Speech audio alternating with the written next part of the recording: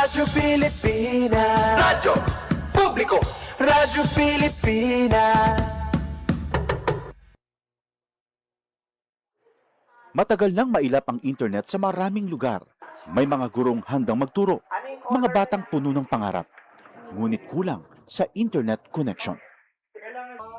Kaya sa utos ni Pangulong Ferdinand Marcos Jr., kumilos ang Department of Information and Communications Technology at ang Department of Education para magkaroon ng internet ang mga paaralan sa mga liblib na lugar. Noong nakaraang linggo, dinayo ng Pangulo ang Island School sa Binuangan Elementary School sa Ubando, Bulacan para tingnan ang estado ng koneksyon. Nakita ng Pangulo, maayos na ang internet. May laptop at tablets na ngayon na dati mahirap makarating sa mga isla at liblib na komunidad. Ang buong budget ng DepEd na napapakinabangan ho ng lahat ng stakeholders mula Batanes hanggang Tawi-Tawi. Maging mga paaralan sa Basilan, dinayo ng DICT at unti-unting nagka-internet ngayon. Kasama po namin si Secretary Henry po. Si Sec. Asan na si mismo yata ang nakakabot eh. I'm Mr. President, Secretary. In Basilan, 189 schools na binigay sa aming assignment ni Seksani, 172 na yung nakakabit.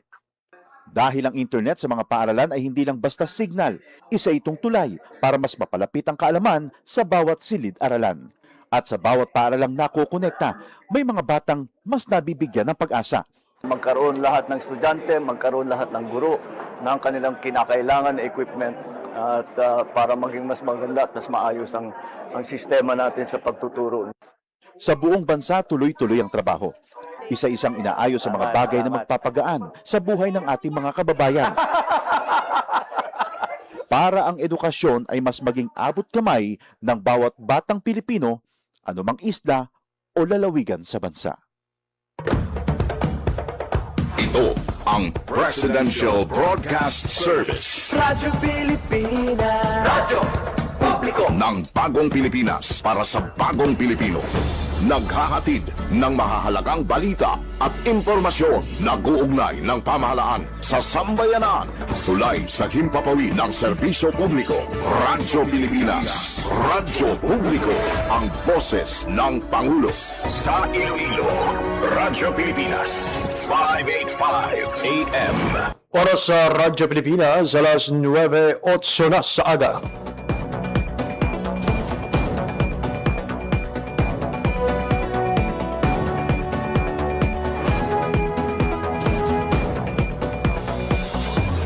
Sa Western Visayas, Panay Island na tinamaan itong island-wide blackout.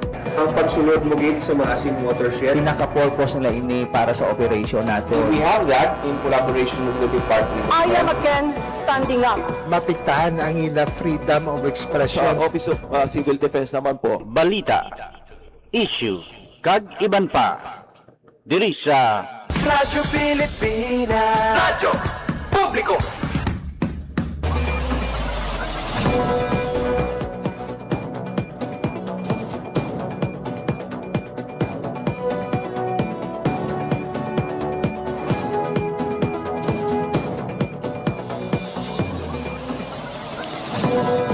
Mayong aga Pilipinas, mayong aga Western Visayas.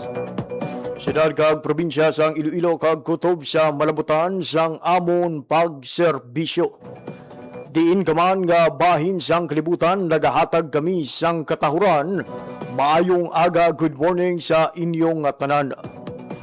Welcome mga biyan sa isa namang edisyon sang pagpangalagad sang programa Balita, Issue kag iban pa. Adlaw na kita karon sang Miyerkules, Hulyo 29, tuig 2026. Ini mga biyan ang ikalima kag katapusan nga Miyerkules karon nga bulan sang Hulyo tuig 2026. Sa kinahanglan mga ingkapod ninyo tubtob alas 9:55 subong iya nga aga. Ako ang inyo alagad JP Hervas. Sa aton mga sukitag paramati all over Western Visayas, provinces of Baclan, Antique, Capiz, Guimaras, Iloilo, Kag subong man sa aton mga abyan gikan sa Negros Occidental, maayad-ayad nga aga sa inyo nga tanan. Ginatamyaw man naton sa isa ka good morning ang tanan nga mga overseas Filipino workers and Filipinos living abroad na nagaupod sa aton nga pagpangalagad pinaagi online. Ang palatuntunan, balita, issue kag iban pa. Inyo mabatian live sa 585 kHz sa lisuan sang inyong mga radyo kag sa aton official Facebook page ang Radyo Pilipinas Iloilo. Radyo Pilipinas. Radyo Publiko. Radyo Pilipinas. Mga biyan sa aton nga pagpangalagad subong iya nga aga, makaupod naton sa aton nga edisyon ang isa sa 26 ka BFAR scholar diri sa Western Visayas nga tigayon nga nakagraduate kag karon mga college degree holders na. And not only that mga biyan, lakip man siya sa 20 ka mga Latin honor graduates ukon ang mga graduates sa kolehiyo nga ginhatagan sa nga pagkilala nga cum laude, magna cum laude or summa cum laude. To be particular mga biyan ang aton nga bisita, isa sa pulo ka mga scholar sa nga BFAR nga nag-graduate nga magna cum laude. Pamatian naton kag kilalahon sinigid lamang madugay ang istorya mga biyan ni Ara Alagdon, magna cum laude sa nga ISOFIST or the Iloilo State University of Fisheries Science and Technology. I guess ara na sa partner sa aton sini nga Zoom. Kaupod naton sa aton nga pagpangalagad. We have Ma'am Ara Alagdon. Ma'am Ara, good morning and welcome sa pagpangalagad sang programa Balita, Issue kag iban pa. Mga aga, Sir JP, no, kag sa aton mga tagpalamati. Ako gali si Ara G. Alagdon from Santiago, Barota, Caveo, Iloilo. Nag-graduate in Bachelor of Science in Fisheries sa University of Fisheries Science and Technology, magna cum laude, kag isa man ka BFAR scholar. Ayun, Ma'am, foremost congratulations sa imo sining kadalagan bilang isa ka BFAR scholar nga subong isa lang ka or hindi lang basta college graduate kundi magna cum laude pa sa Iloilo State University of Fisheries and Science and Technology. How it feels nga nakatapos ikaw sa kolehiyo kag may paaman pa nga Latin honor? So, thank you, sir, no, kag very grateful gud ko nga after those years ng struggle sa pag-eskwela nakatapos na gid man, kag may bonus pa nga Latin honor, which is para sa akong daw testament nga bisan no kabudlay ang pagpangabuhi, nag-strive kita sa atong studies, kag hindi man hapos ang mag-eskwela sa one of the leading fishery schools diri sa Pilipinas, which is ang ISOFIS, no, and it is really an honor. And sir, I owe it all to God, sa family ko, sa nga nagabulig sa akin, especially ang BFAR, nga nagbuligid para makatapos ako sa pag-eskwela.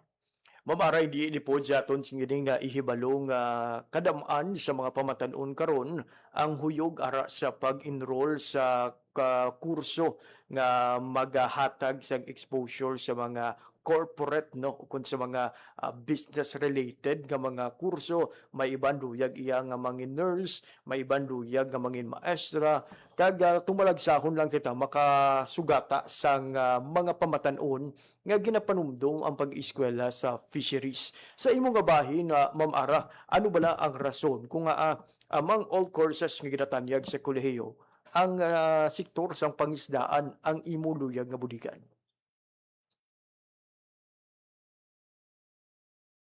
No, sir, nang I was born and raised sa isa ka coastal community, sir, no, wherein ang pangabuhian gidi sa mga pagpangisda. Kag si Papa isa man kaming isda, kag bata pa lang ako, na-expose na gid ako sa ubra sa dagat, which in nagaupod gid ako kay Papa. Kag funny moments lang, sir, nga hindi ko gid malipatan, no, nga kisagani ang unod sang net namon ni Papa is hindi isda, kay ako ron kay nagakadagdag ako. And kung experience mo, sir, ang struggle, ma-appreciate mo gid no ang aton mga mangingisda, ang atong kadagatan, kag ang mga tao behind our fishery sector no nga gina-offer gid ang ila kaugalingon para lang to secure nga may isda in each Filipinos tables. Kag ang mga nag-inspire sa akon sir nga magbulig man kag mag-help sa aton fishery sector in securing our food security kag pag-management sa aton aquatic resources. Kag feeling ko gid sir para sa ako ng fisheries no kay bisan wala pa nag-abot ang scholarship sa BFAR, nag-apply ko sa isa lang gid ka university kag ginkuha ko ang kurso nga fisheries. Kag kung hindi ako to kapasar wala gid ako kuya back up kag thankfully kay isa lang tong ginkuhaan ko kag pasagid ako sir. Wow. Kumbaga, correct me if I'm wrong, Ma'am Ara, ang imo iyang experience that desidido kagid iya maghuwas ang fisheries. May ara abi nga naghuwas ang fisheries because this is the only program nga gina-offer provided by the scholarship. Sa imo iya, may scholarship o kung wala, fisheries gid iya ang imo sining pagakuwaon nga kurso. Yes sir no kay syempre nagdako gid ako sa dagat kag na-appreciate ko gid ang dagat kag I want to know more about sa aton nga nga kadagatan kag ano pang ma-offer sad na syempre halin man sa aton ginbuligan man ako sa kadagatan to amo man ang nagpadako sa ako nag-provide sa kung anong kinahanglan ko no so amo man ang naging passion ko man nga magkuha man sa fisheries. It's inspiring to hear no nga ang imo sini nga environment, ang imo sini nga mangin pagka-witness sa himakas kag sa dedikasyon sang imo sining pamilya, particularly sang imo sining amay, amo ang nagtulod sa imo nga ulikdan no magbalikid sa bahin sang sektor sang pangisdaan. Earlier we mentioned nga you are a scholar of the Bureau of Fisheries and Aquatic Resources. May we know, Ma'am Ara, paano bala ikaw nakasulod sa sining scholarship nga ginatanyag sang gobyerno?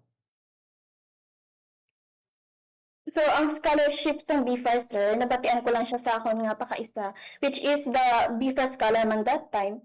And then, pag open sa application sa BFAR Scholarship, nag-process man ako sa mga documents, no?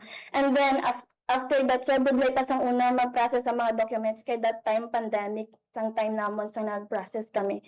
And thankfully, napasa ko man akong requirements, tapos nagpagawa sila sang list sang exam, kag ang exam namon sa syudad pa that time, pandemic adto, pero hindi naman critical ang pandemic that time.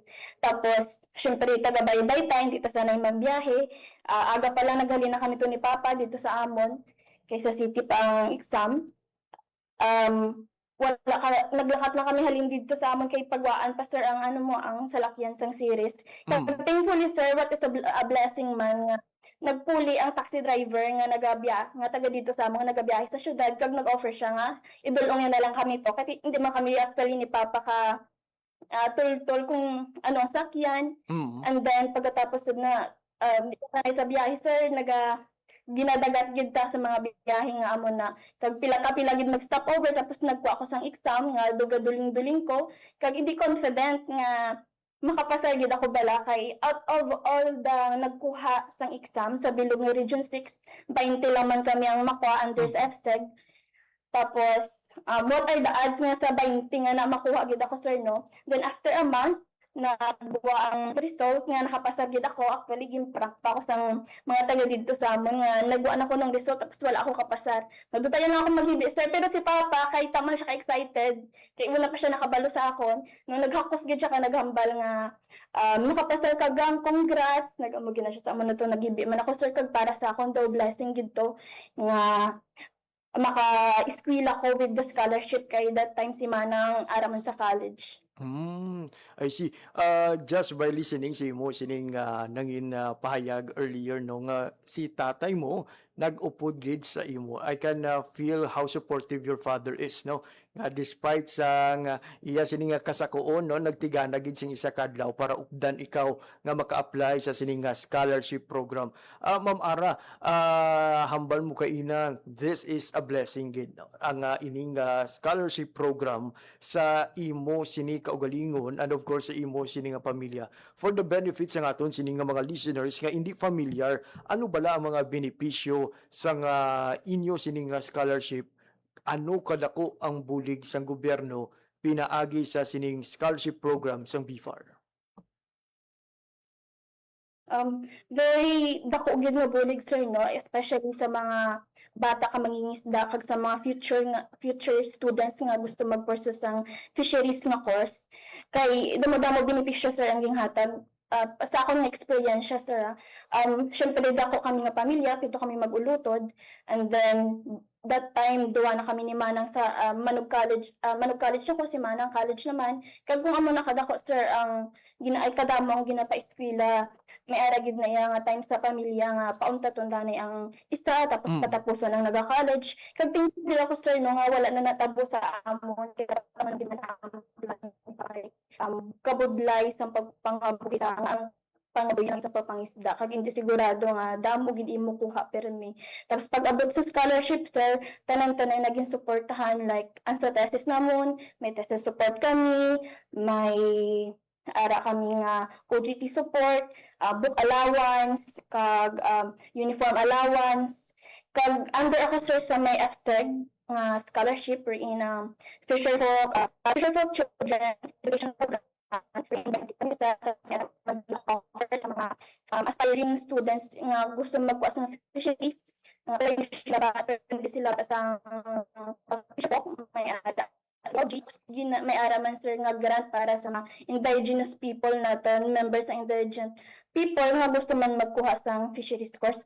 Kag dako gyud siya sir nga bulig no sa mga pareho sa akon nga gaduwa-duwa magkuha sang mag-eskwela sa college nga pigado. Ayun. For the information na medyo choppy ang sulod naton from time to time, Ma'am Ara, no? Pero siguro mga 20% of your answer earlier, medyo choppy ang sulod. But I guess you were mentioning no sa nanuhay-tuhay nga scholarship nga ginatanyag sang Bureau of Fisheries and Aquatic Resources. Tatlo ang ginatanyag sang aton sining BFAR, and your scholarship is under the Fisheries Children ang education grant ang mga bata sa mga mangingisda kay sa mga nagatrabaho sa sektor sang pangisdaan. So sa kadako gid do sa nga bulig no kun ako magpamati nangin mas mahapos ang imo sini nga pag-eskwela, although free tuition naman subong, pero ang iban nga kakulangan, ang iban nga mga balaydan sa eskwelahan ang natigayon nga mabaydan pinagi sa sining scholarship program sa aton sini nga gobyerno. You mentioned nga kadungan mo sa pag-eskwela sa kolehiyo ang imo sining magulang, imong sining manang. Aside sa imo, Ma'am Ara, during that time sa nag-eskwela ikaw sa kolehiyo, pila ka mo nga mag-ulutod ang nag-eskwela? Pito kami gid sir, tanan kami nag-eskwela. Ooh, May high school kami, may elementary, may college pa gid. I see. So bali, you are the second, ang subang ninyo, amo na si manang mo, then ikaw ang sunod, then the rest kamanghuran mo na. Ayun. Yes, sir. Ayun. And next, sa mga kauturan naman naton nga curious, no? Ano ba na kabudlay? Considering nga pito ka mag-ulutod, madamo, lunsay nag-eskwela. Ano kabudlay ang imo sining kabuhi? Antes pa man ang scholarship. I'm referring sa imo nga pag-eskwela sa elementary, imo nga pag-eskwela sa high school. Katropa ako na Ma'am Ara. Tama ka budlay sir no, kay si Papa mang isa man ka mangingisda, si Mama kung anong kuha ni Papa ginalibod dyan lang. And then elementary pa lang kami, kalayo sa amang eskwelahan. 3 pa kilometro ang amang nga lakton pakadto kay halim na kami sa baybay. Tapos may ara man sa una tricycle sir, kaso hindi man sila nagasulod dito kay tama ka budlay sang dalan, to feeling nila in the worth it ang 10 pesos, 5 ka pesos ni mga plite kung magubantod sila kay tama gid ka budlay sang takladon kag sang dala namon. Tapos kami na maglulutod, upod kami ng kadto sa eskwelahan. Tapos ang balon naman sa una sir, tingod na kami na sa isa kadako nga mayonnaise nga suludlan, gida namon ginapot among kanon, tapos gabalo na kami pinggan kag baso. Pinggan namon sa una sir kay syempre hindi namon afford sa una nga isa-isa gid kami balunan kay sakto laman ang kwarta pa balon. Kag tama ka budlay kay may experience pa kami sa una sir no, nga ang kwarta nga daan gihatag sa amon ni mama tulungaon na namon tapos wala bala may mabaton sang kwarta nga gin sketch tipan so iyawon gid kami pangita wala kami kaano tapos hasta may isa ka tawo nga nag ano man sa amon nga bilang okay sa nga amo lang na kwarta tapos hasta pag high school namon sir tama man gyapon kabudlay ang pigado man sa gihapon tapos ang mga manghud ko mga lalaki nagaupod man sila kay papa kay imbes nga kag ako man gaupod man ako kisa kay papa kag imbes nga mangita pa siya sa upod sa pagpangisda syempre kami na lang ang mabulig sa iya kay para ang kita hindi na pagtungaon kag mangin sapat man sir para sa among nga pag-eskwela kag very thankful gid kami no kay bisan pigado kami may ara gid mga tao nga nagabuli gid sa amon nga kisa hindi kami ka-interest sa mga program Christmas party sa ano kay tama gid ka practical ang pagpangabuhi no pero may mga tao gid nga naga-offer kay mama nga paintraha lang sa ni kay ako mabayad makatiyaan namon kay very thankful gid ko sir no kay halin sang bata ako bisan ano kapigado madamo gid ang nagabulig sa amon. Grabe no. Just by listening sa imo sining nga story, do gina-imagine ko ang mga istorya nga kabatian ka nagakasaksihan ko lang sa telebisyon kung na gakapamatian sa radyo. Pero your dedication kag subong man ang imo sining pagsakripisyo isa ka testamento nga tanan nga pagpangabudlay no, tanan nga kabudlayan may padya gid nga nagahulat sa ulihi. Kag nagapasalamat kita sa mga tawo nga waay naguntat no sa pagsalig man sa inyo nga despite sang sining nga mga panghangkat sa especially no sa kapigaduhon nag-alalay kag siguro I can feel no kung ano ka maayo ang inyo sining pamilya nga wala man kamo ginapabayan sa Ginoo despite sang sining nga mga problema. Ma'am Ara, you graduated as a Latin honor graduate, particularly as magna cum laude. People would assume nga hapos lang ang pag-eskwela mo sa kolehiyo. Earlier ginpabati mo sa amon ang inyo sining nga inagyan sa pag-eskwela sa elementarya kag high school nga despite sa mga limitado lang nga balon kakulangan sa pagkabutang nagpadayon ikaw sa bahin sa nga pagtuon sa kolehiyo nangin mahapos man sa imo knowing nga isa ka kabata sa mangingisda. Actually, sir, damo misinterpretation sa fisheries nga ano no nga course. Mamba silang hapos lang, isda lang man na. Pero behind that, sir, tama kabudlay kadako ka scope sa fisheries nga course wherein tanan nga sector sa atong pagpangisdaan no, capture fisheries, post-harvest, kag aquaculture ginatun-an gid na namon. So tama kabudlay ang kurso nga fisheries. And actually despite sa sir no ging tinuwaan tagid nga bisan ano kapigado maka eskwela gid ta kag makuha taman nga may pabugal man ta nga hindi lang nag-eskwela ta kundi ging makasan tagid nga makakuha man sang ano. You finish second to the highest nga award sa kolehiyo kiti ang pinakataas mong summa cum laude and people would assume nga grabe giniguro patunon si Ara Alagdon sa imo sini nga pag-eskwela sa elementarya kag high school honor student ka nga daan Ma'am Ara. Yes sir. Sa elementary pa ko actually daw hindi pa ko honorary grade. Kay syempre kisalaman ko sa una naga-eskwela kay wala man ginapabalon kin si mama sa elementary man lang pero lang doon lang tatakbala sa ako nga utok nga kay si mama sa una sir dan tugid siya nga maalam si mama sa una sa ginambal niya si mama mo alam na sa una so naghimakas na ko sir kay wala alam nabali si mama dapat alam man ako so ginamakasan ko gid nga makabalo, magbasa kung magkuhan kay wala nang nagatudlo sa akon kay pito kami hindi man mapukusan gid ni mama nga tudloan gid ako so naghimakas gid ako sir no makabalo kag mag-drive man sa pag-eskwela.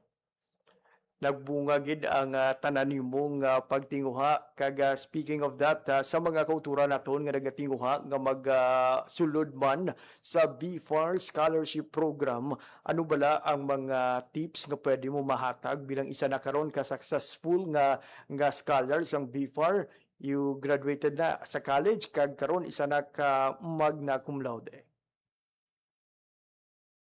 So, sa mga makuha sa BFAR Scholarship Program, dako gid siya nga bulig para sa aton, especially sa mga pigado nga pursue sang ilang kolehiyo. And wherein dapat take risk gid ta ang magkuha sa mga muling oportunidad, hindi kita mangduha-duha kay amang key para sa aton nga success kag magtuon man ng struggle para sa exam. And then ngayo lang gid sa guidance kay Lord throughout this journey kay kumpara ni sa imo parang ihatag gyud sa imo despite sa all the odds. Ma'am Ara, now that you are a degree holder, what's next? Ano ang lauman naton sa imo? Sa Bonsor na, nag-prepare lang ako para sa Fisheries Licensure Examination sa October kag hopefully makapasar kag makakita man trabaho nga align nga makabulig sa aton nga fisheries sector. Ayun, and we look forward gid sa kadalagan mo sa sininga pasinawan, and for sure no kaangay sang iban nga mga scholarship grantees ang BFAR no magpangibabaw man ikaw sa inyo sininga board examination, considering and knowing your hard work ag perseverance, hindi gid ina imposible nga isa man ikaw sa masunod nga hingadlan nga top notcher sa inyo sininga board exam. Ma'am Ara, we know nga ang aton nga gobyerno no padayon gid sa pagdinguha nga mabuligan ang tanan nga mga mangingisda sa aton sini nga pungsod. We heard several programs, naka-interview kita sa mga mangingisda nga nabuligan sa Department of Agriculture, Bureau of Fisheries and Aquatic Resources, pero sa gihapon may mga panghangkat pa kita nga ginaatubang kag padayon nga ginasolusyonan. Bilang isa ka fishery graduate, ano bala ang imong panawagan sa publiko kag sa aton gobyerno? Certainly sa our aquatic resources and steps like yung maghaboy sang basura sa baybay kay one of the biggest threat gid sa aton aquatic resources is ang pollution, and follow gid sang rules kag law nga gina implement sa aton nga government for the conservation of our resources. Kag sa aton nga government no, we should strengthen pa damuon ang implementation sa programs nga makamanage sa aton aquatic resources kay dako ang scope nga kag ang roles ng fisheries sector when it comes to food security kag managing our aquatic resources, because of course we are far behind in it comes to innovation, technologies and resources, knowing nga as sa Bonsor damo man gyapon sa mga species nga naka-discover no diri sa aton, which is approved there is more to offer from our fisheries sector. Kag with that limited resources lang, hindi ta gid maano ang full potential pa sa aton nga Philippine waters. Kag sa government no, we should also support and protect our claim in our Philippine territory and our Philippine waters. Ayun, kabay pa nga magburuligay kita no sa pagpasanyog sa aton sektor sang pangisdaan, especially that you've said no ang aton nga fishery sector provides no a big amount sang aton sining kinahanglanon para malabot ang ginahandom nga food security sang aton sining pungsod. Ma'am Ara, an additional question. Kung ikaw paghatagan sang kayganan nga maistorya ang imo 10-year-old self, what would you say? Sa 10-year-old self ko sir no, nakuha ta na ang handom ta nga makatapak sa kolehiyo kag kabay nga proud gid siya siguro sir no nga nakatapos kita with Latin honor kag lapit na lang gid makabulig na man kita sa atong ginikanan kag mahatag na kung ano man ang mga hindi natin mahatag sa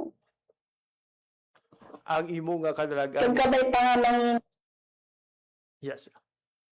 kag kabay pa nga maka-inspire man sa iyo sir nga ari na kita disubong kag naka-inspire kita kag ano man kita sa journey naton sa ibang ita. Ma'am Ara, your journey is a testament no sa pagbiniligay may ara sang kadalagan nga maangkon. Before I throw the last question, may mga luyag ka bala pasalamatan?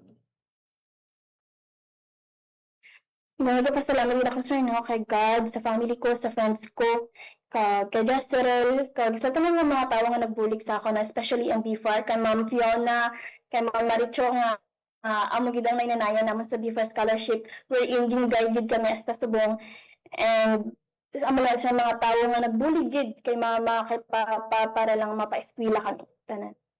Siguro, let's take this moment to shout out your parents nga nagbulig sa imo, nga magdako, nga may kabakas, kag dedikasyon, kag puno sang paglaom. Ma'am Ara. Actually, sir, lang sila kabalo na nagpa-interview ako sa mga radyo. Kag ba't lang kung may nakapanugid ko sa ilang kay gusto dapat i-surprise lang sila kay kasi makulbaan ko bala kag magtabag sila maghinibi ko ako. So, kay mama, kay papa, thank you gid mga kagpa sa pa-eskwela sa amon tanan, bisan ano kapigado, tanan-tanan ginahimo, bisan bayad utang lang si mama, no, sir, no. Ginatiwaan niya gid nga makatapos kami kag maka-eskwela. Lastly, Ma'am Ara, ang imo sini mensahe sa tanan nga pamatanon sang Western Visayas nga nagalaom nga makatibawas man sa kapigaduhon, makatapos sa pag-eskwela apang sa karon may mga ginapang-agian pa nga pila ka mapanghangkat sa kabuhi. Kimakas lang gid sir, no, bisan para sa akong bisan ano kabuhi ang kabuhi. If nagatutom ka lang kag pati gid sa Ginoo nga ang journey mo is siya lang gid ang mag-guide sa imo. Kaya ako sir, sa akong experiences, no, bisan ano ka budlay, if nagapangayo ka lang gid guidance kay Lord, gaan niya ka sang opportunity nga makuha mo tanan nga mga struggles and problems nga nagaabot sa imo kag maging mo man ang success. Ayun. And sa future mga BFAR scholar, no, let us all be a pioneer of the fisheries sector while building our future. Thank you so much, Gil, Ma'am Ara, sa imo sining nga oras kag impormasyon nga ginhatag sa aton kag sa pagsaysay sa amon. No, sang imo sining nga mga ginaagyan sa kabuhi bilang isa ka estudyante, bilang isa ka anak sa mangingisda nga sa piyak sini, no, padayon nga nagtinguha, padayon nga naghimakas, tubtub nga nakalabot sang kadalagan nga makatapos sa kolehiyo kag karon isa na ka magna cum laude nga graduate sang Isofis TV Campus. For your works and words para sa bayan, madamo nga salamat kag padayon. Thank you so much, sir. There you have it, mga abyan, si Ma'am Ara Lagdon, ang BFAR Scholar sa aton sining gobyerno nga pinaagi man sa sining programa, mga abyan, nga gindugangan pa sa iyang paghimakas, iyang dedikasyon, nag-graduate sa kolehiyo bilang isa ka magna cum laude. Kapay pa nga ang istorya ni Ma'am Ara Lagdon sa Barangay Santiago sa Banwasang Barotac Viejo. Mag-serbeng eye-opener kung tagmuklat sa tanan nga mga pamatanon.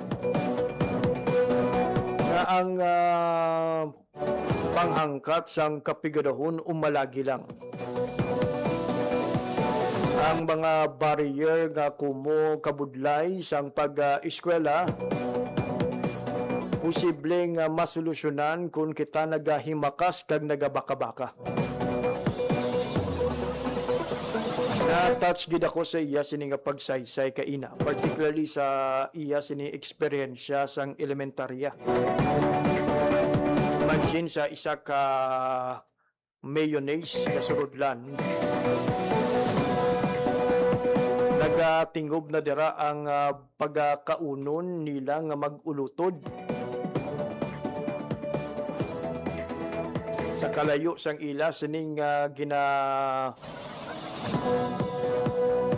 biyahe mga abyan. Waigid ini nangin upang para mag-untat siya sa pag-eskwela. Kagang isa dito kaina atong hambal yang ang iya sining balon. Papel nga kwarta pero may mga scotch tape pa. Kay kung mo hindi pagbatunon, wala sila sang may mahulag nga kwarta para pambakal sang ilang kalanunon. Kung imagine mo ini do kasubo niya nga sitwasyon sa isa ka bata.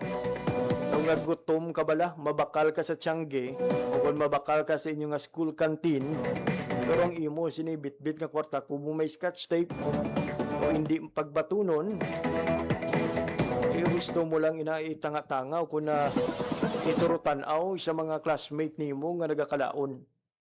Pero again, no, through her hard work and determination, wala ini nangin dako nga bagay kag nangin rason para hindi na siya iya magpadayon sa pag-eskwela. Dugangan pagid siyang iya sini mapisan nga mga ginikanan. Si tatay niya nga sa matag adlaw nagapangisda gid para nga makahatag sa nga pagkaon sa ila lamesa. Kag may baralunon sila sa ila nga pag-eskwela. Kanami pamatian nga mismo ang iya sining amay ang nag-upod gid sa iya sining pagkuha sang exam diri sa syudad sang Iloilo. Kag kung panilagan mo kay na, no, kung ninyo nabatian ang mga sabat ni Ara. Although sa kada challenging times, may Ara gid nga ginapadala ang Ginoo o para nga magbulig sa ila. Sa ila sini nga pagbiyahe halin sa Barangay Santiago, Barotac Viejo padulong sa syudad sing Iloilo, umo hindi sila ka balo kun katultol sang ila sini iyang pagakadtuan. May ara sang taxi driver nga nag-upod sa ila sa mga tion nga daw kabudlay sa ila nga makaupod sa mga programa sa eskwelahan gangay sang pagpasakop sa Christmas party. May mga tawo nga nagabulig para nga makaupod sila sa sining nga mga programa. Bagay nga kung tanawon naton do kaangay nga ang Diyos na nagapangita sang solusyon o para nga matigayon sa gihapon ang tanan nila nga mga buluhaton. And kabay, we could ponder on this. Na despite the challenging times, despite sa mga oras ka daw matyaga natin, daway na sang paglaom, ang Diyos nagatanaw ka nagahatag solusyon sa aton problema. Alas 9:42 sa aga. Again sa aton sining nga mga kauturan, mga pamatanon, mga anak sa mangingisda, indigenous peoples, kag sa mga iban pa nga luyag nga mag-apply sa sining scholarship program sang DAB-FAR, take the opportunity mga abyan ha. Manami gid nga may ara na kita free tuition. Pero hindi man lipod sa aton nga ibalo nga ang pag-eskwela sa kolehiyo madamo sang balayran. May ara sa mga kauturan kita nga naga-problema sa gihapon sa ila sining nga boarding house, sa ila sining nga mga libro, sa ila sining nga mga thesis, sa ila sining nga mga OJT. And luckily we have this program from the Bureau of Fisheries and Aquatic Resources nga sagot na sang gobyerno ang ining nga mga galastuson. Agdugang dira no ang nami pagid sa sining scholarship program sang BFAR, may ara pagid padya ang tanan nga mga graduates nga magatapos sa kolehiyo nga may Latin honor.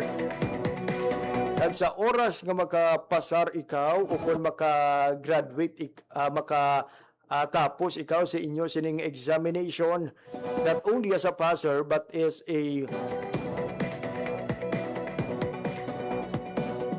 top notcher mga biyan, kundi kumag sila may ara pagid sang dugang benepisyo nga ginahatag ang aton nga gobyerno. So again mga biyan, I encourage everyone sa aton sining youth sector, sa mga pamatanon, especially sa aton sining mga pamatanon from the coastal areas. Ang ining programa sang BFAR ang sabat sa imo sining problema na makatapos sa kolehiyo despite sang pila ka mga balayran magluwas sa matrikula. Follow mga biyan ang page sang DA Bureau of Fisheries and Aquatic Resources para sa dugang impormasyon may kang tanan sa sining programa sang aton nga gobyerno. Alas 9:44 sa aga. Sa gihapon nagapamati kamo sa pagpangalagad sa programa Balita, Issue kag iban pa sa Radyo Pilipinas, Radyo Publiko. Radyo Pilipinas. Radyo Publiko. Radyo Pilipinas. Mga biyan, maghahatag lang kita sang kung itapusong talan ni no, magamay na lang gini nga oras nga nabili sa aton sini nga pagbangalagad. And we are also expecting no sang masunod nga mensahe ni Presidente Ferdinand R. Marcos Jr. as he leads the inauguration of the Energy Museum kag sa selebrasyon sang 25th anniversary sang Electric Power Industry Reform Act ukon ang ipera sa Department of Energy Center sa Bonifacio Global City sa Taguig. Ang Energy Museum is the country's first dedicated energy education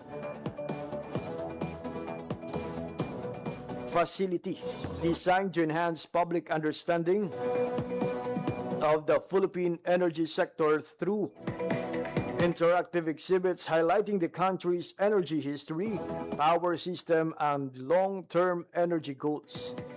Ang ining nga aktibidad mga biyan nagamarka man sa ika-25 nga anibersaryo sa Republic Act number 9136 ukon ang Electric Power Industry Reform Act ukon EPERA nga nagatukod mga biyan sang framework para sa pag-restructure sang electric power industry sang pungsod agud nga maduso ang reliable, secure, affordable, and competitive electricity services. So posible mga biyan ha, sa di lamang madugay maghahatag sang iya sidi nga mensahe si Presidente Ferdinand R. Marcos Jr. Samtang sa subong adlaw mga biyan nagapadayon sa probinsya iya sang Capiz. Ang ikatatlong hugnat mga biyan sang Western Visayas Business Conference and Expo o kung WV BizConnects on Wheels.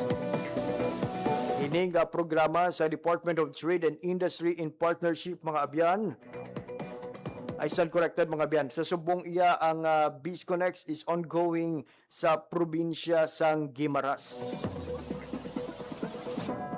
Ang ining programa mga biyan sang Department of Trade and Industry ang kabahin sang pagsaulog sang National MSME Month kag nagatuyo nga dalon palapit sa mga magagmay nga negosyante sang aton sining nga rehiyon ang pila ka mga importante nga mga programa, serbisyo kag impormasyon ay kang tanan sa pagpasanyog sang negosyo.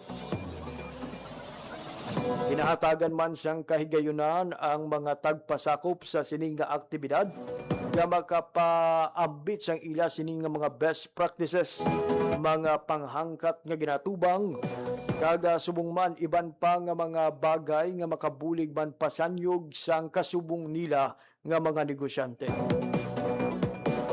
Every provinces mga biyan ang pagkadtuan sang sining aktibidad sang Department of Trade and Industry.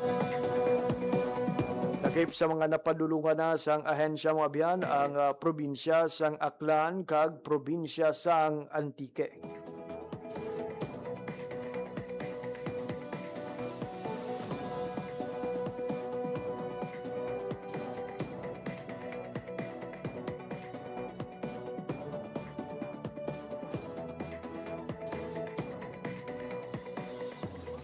Kag subong adlaw mga biyan ang ining WV BizConnects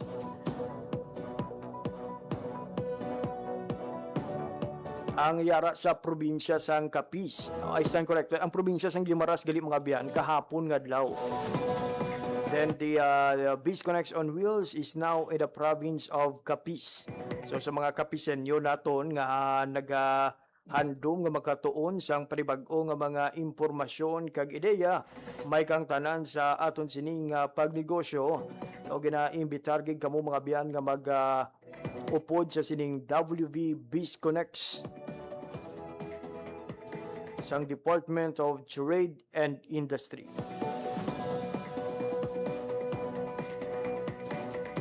Alas 9:49 sa aga sa mga taga Iloilo naman mga biyan ha. Ang schedule para sa syudad sang Iloilo kag subuman sa probinsya sang Iloilo will be on August 7. That would be next week. Kani sa mga kultura naton nga mga negosyante diri sa probinsya kag syudad o o magpadulong diri sa WBB's Connects on Wheels sa Iloilo City. Kina-check pa natin mga biyan kung diin, particularly sa syudad, hiwato ng ining aktibidad. Kay last year dito sa Grand Sing Hotel. Pero this year, no, daway pa nato nakita mga biyan ang official venue for this WB's Connects on Wheels sa Iloilo City. Wala na kita sang oras nga nabilin sa aton sining pagbakalagad dari na gilamang kuto mga atong edisyon sa mga adlaw sang Miyerkules, Hulyo 29, 2026. Sa kalan na gilamang sang akon mga katuwang teknikal, Mr. Alan Defante sa studio, kay Mr. Vermore Aventura sa transmitter. Ako naman ang inyo ng inalaga, JP Hervas. Maramong salamat sa inyong pagpamati. Maayong aga, Pilipinas. Balita, issue, kag iban pa. Diri sa Radyo Pilipinas. Radyo Publiko. Radyo Pilipinas.